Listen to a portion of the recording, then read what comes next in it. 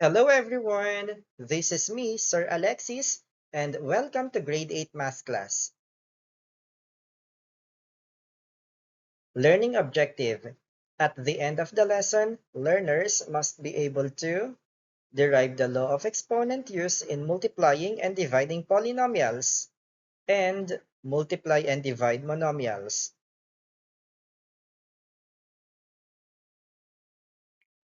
Unlocking content vocabulary. These are the important words that we will encounter for this lesson. Monomial. Monomial is a polynomial with one term. Numerical coefficient is the number that is the multiplier of the variables in an algebraic term. Literal coefficient is the variable or letter part in an algebraic term, including its exponent. Base is the number or variable that needs to be multiplied repeatedly. Exponent is the number of times the base needs to be multiplied.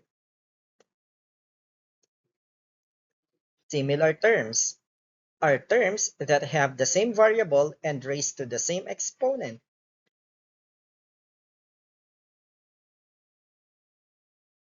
Let us now proceed to the multiplication and division of polynomials.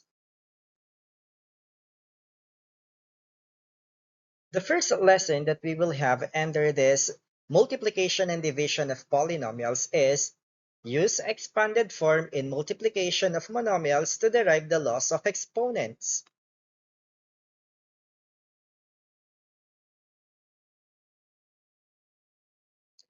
Expand the following monomials. Number 1 is y squared.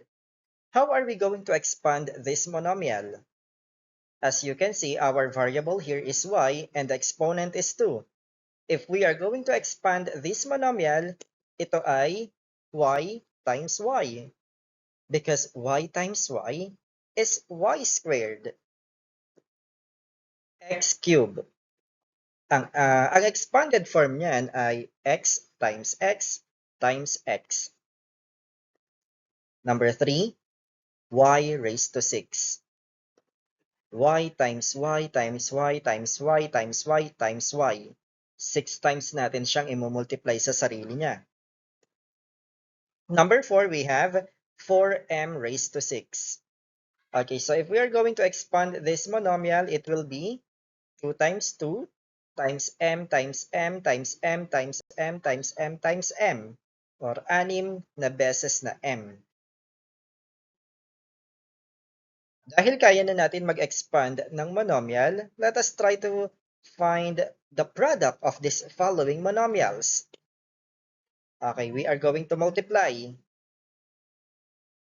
x squared times x raised to 4.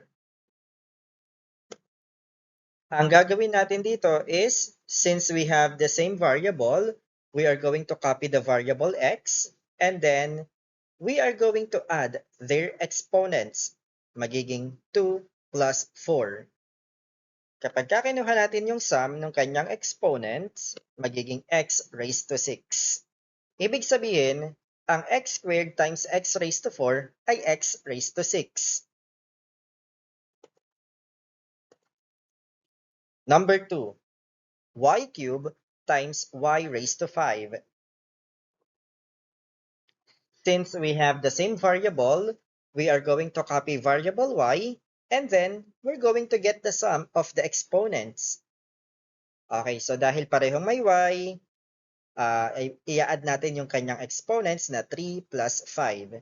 3 plus 5 is 8. So therefore, the answer is y raised to 8.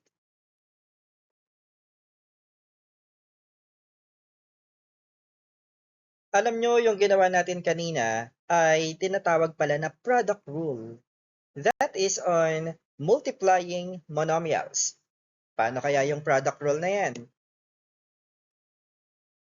Okay, so we are having this one, x raised to m times x raised to n is equal to x raised to m plus n.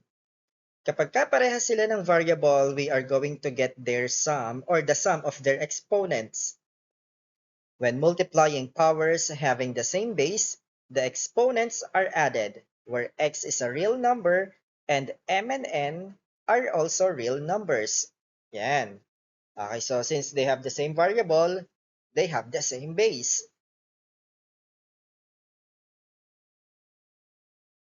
Let us find the product of the following. Number 1, x raised to 8 times x squared. They have the same base. They have the same variable x. So kapag kaparehas sila ng base, ang gagawin natin is kukunin lang natin yung sum ng kanilang exponents. Okay, kaya ang mangyayari ay x raised to 8 plus 2. At ang 8 plus 2 ay 10. Therefore, the answer here is x raised to 10.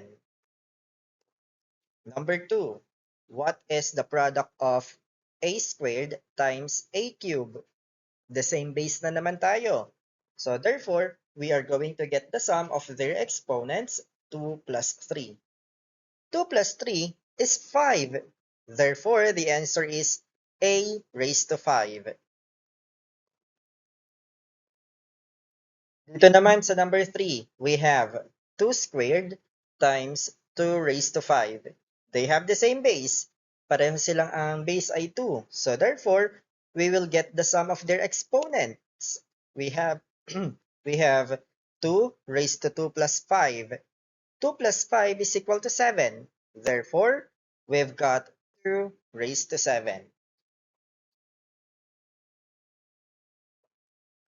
Number 4, y raised to 4 times y. The same base pa rin tayo, kaya ang mangyayari niyan is we will just get the sum again of their exponents, 4 plus 1. 4 plus 1 is 5. Therefore, the final answer here is y raised to 5. Number 5, xy squared times x squared y. O dito, dalawa na yung variables na ginamit. We have the variable x and also variable y. Okay, ang gagawin natin dito is just the same with our example from number 1 to number 4. Iisa-isahin natin to. Let us start with x. Sa variable x, ang exponent natin sa first given is 1. Sa second given naman, ang exponent is 2. So therefore, ang exponent ng x ay nakadepende sa exponent niya sa dalawang given. Kukunin natin yung sum ng 1 and 2. Ganon din sa y. Tignan natin ang exponent ng y sa unang given at sa pangalawang given. Sa unang given, ang exponent ng y ay 2. Ang exponent ng y sa pangalawang given ay 1. Yun ang kukuhanan natin ng sum. Okay, kaya ganito yung naging itsura niya. Okay, so ngayon, we will just get the sum. Hindi natin pwedeng kunin ang sum ng exponents ng x at y na magkasama. Dapat x sa x, y sa y. Kaya nga dapat the same base. Okay, so that is why the answer here is x cube, y cube. Ayan. Okay, so next we have number 6. Okay, so dito sa number 6, we have 3 given. At ang gagawin natin is i-multiply natin. Okay, a squared b times ab squared times ab. Kahit marami tayong given, we are going to look for the same variable at yung mga pare-parehong variable na yan, yung exponents nila ang i-add natin. Do not add the exponents of different variable. Okay, so dito meron tayong letter A or variable A. Sa variable A, we have 2 plus 1 plus 1. Sa variable B, we have 1 plus 2 plus 1. Pag kinuha natin yung sum ng exponents, ang kalalabasan niyan ay a raised to 4, b raised to 4.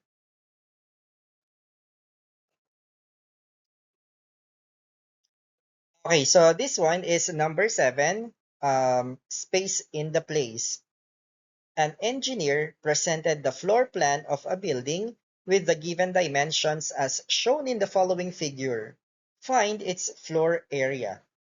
This is a problem solving and we are going to get the floor area of the building. Okay, ito pala yung ating floor plan ng building. Ang length niya ay 9x cubed y raised to 4 at ang width niya ay 4x squared y cubed. So ito yung kukuhanan natin ng area. Pero dapat dapat ay alam natin ang formula to get the area of a rectangle because as we can see, it's a rectangle. So the formula to get the area of the rectangle is length times width or LW. We will just multiply the measure of the length and the measure of the width. Okay, so ang length natin is 9x cubed y raised to 4. I-multiply natin to kay 4x squared y cubed. Okay, so we already know the pattern on how to get the product of these two monomials. Isa-isahin natin. Una, i-multiply natin ang numerical coefficient. Numerical coefficient ng dalawang given, 9 at 4. Okay, sunod, yung munang may variable x. Tignan natin. Since we have this variable x, the exponents of the variable x in the first at second given ay 3 and 2. Kaya kukunin natin yung sum nun, 3 plus 2. Yun namang y. Para ma-multiply natin yung y, we are going to get the sum of their exponents, 4 and 3. Kaya naging y raised to 4 plus 3. Isa-isahin natin. 9 times 4, area is equal to 9 times 4 is 36. X raised to 3 plus 2, ang sagot dyan ay x raised to 5. Yun namang dulo na y raised to 4 plus 3, ang sagot dyan is y raised to 7.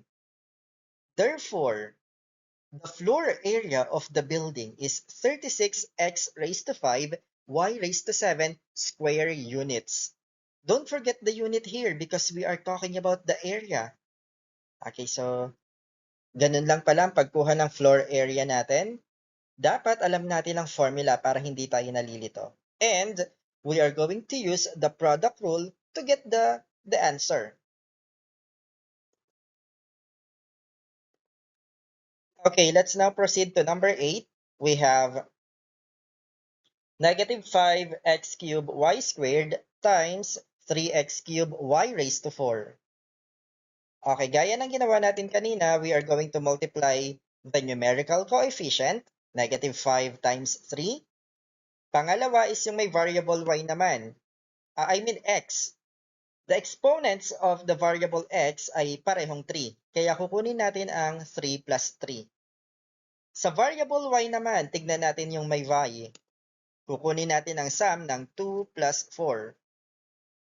Okay, take note ha, ginagawa lang natin yung pagkuha ng sum ng exponents when multiplying monomials having the same base. Okay, so let us now multiply. Negative 5 times 3 is negative 15. Sa letter x naman, or variable x, x raised to 3 plus 3, x raised to 6. Sa letter y naman, or variable y, we have y raised to 2 plus 4, and that is y raised to 6. Therefore, the product is negative 15x raised to 6, y raised to 6. Ito na. Itong number 9, kayo mismo ang magsasagot sa comment section. What is the product of negative 2a raised to 4 bc squared times 6abc? Write your name and section and your answer in the comment section. Alright, let's now proceed to given number 10. What is the product of 2f squared g times 4fg times fgh?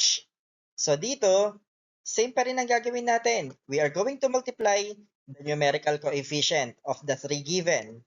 Yung tatlong given ay may numerical coefficient na 2, 4, and 1. Pero hindi sinusulat yung numerical coefficient na 1.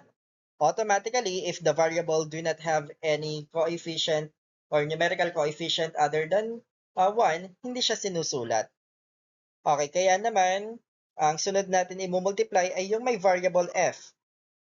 F raised to 2 plus 1 plus 1. Okay, yun namang variable g. G raised to 1 plus 1 plus 1. Meron pang isang variable h. Ang variable h ay makikita lang sa third given, but still, we need to multiply the expression by h. Okay, so dahil nag-iisa lang yung h, ay di yan lang yung h natin. We don't need to add the exponent because it's only 1. Okay, so now, let us multiply. 2 times 4 times 1, the answer is 8. F raised to 2 plus 1 plus 1, F raised to 4. G raised to 1 plus 1 plus 1, G cube. At yung letter H, wala naman tayong kailangan i-add na exponent sa H, you will just copy H. Therefore, the product is 8F raised to 4, G cube, H. Okay, ang ginamit kong reference dito ay ang lesson exemplar for mathematics quarter 1, lesson 3. At ito yung kanilang development team. Thank you for this lesson exemplar. And I hope you learned something from this video.